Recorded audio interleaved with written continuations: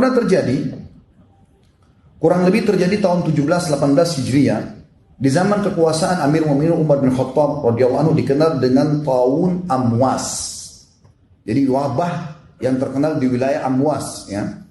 Itu kurang lebih terjadi tahun Masihnya 639 Masehi. Waktu itu mati kurang lebih 20-25 ribu jiwa kena wabah ini. Dan mereka pada saat itu kebetulan kaum muslimin sedang menghadapi orang-orang Romawi. Umar bin Khattab lagi keluar dengan pasukan besarnya untuk menghadapi Romawi, menaklukkan mereka agar bisa menerima Islam. Dan pada saat itu, pada saat Umar bin Khattab lalu mau masuk ke dalam sebuah lokasi, ternyata di sana ada informasi yang sampai kepada beliau, ada wabah taun, ada wabah yang mematikan di dalam ini.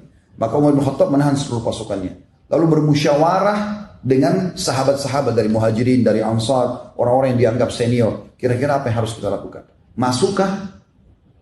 Baru kita tawakal kepada Allah? Kena ya sudah, nggak kena ya sudah? Atau kita nggak masuk lalu kita dianggap lari dari takdirnya Allah?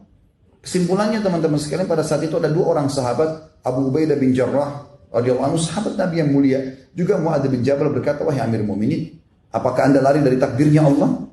Udah masuk aja, tawakal.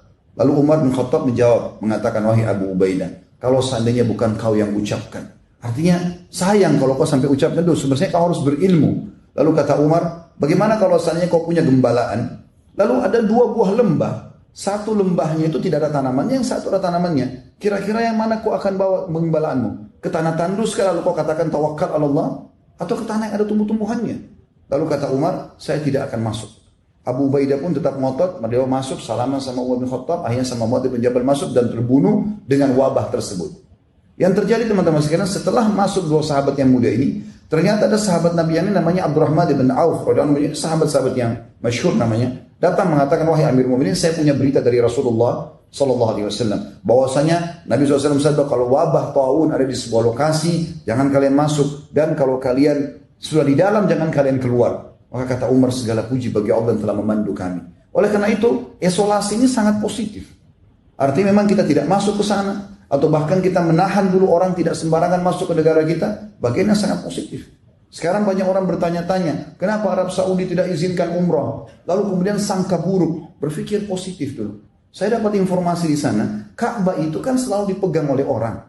Dan corona ini dari tangan orang bisa pindah langsung, pegangan orang saja sudah bisa pindah. Maka kalau dibuka umrah, bukan cuma bahaya bagi penduduk Saudi sendiri, bagi kaum muslimin. Berapa juta orang yang tawaf setiap hari, berapa banyak orang yang tawaf setiap hari, dan berapa banyak tersebar seluruh dunia penyakit ini. Maka ditutup. Dan penutupan umrah haji bukan baru sekarang. Sudah dalam sejarah Islam beberapa kali terjadi umrah haji tertutup. Tapi hal-hal terjadi karena peperangan, ada karena peribut antara kekuasaan dan segala macam hal. Jadi ini bukan hal yang baru. Apalagi ini hanya sementara waktu saja.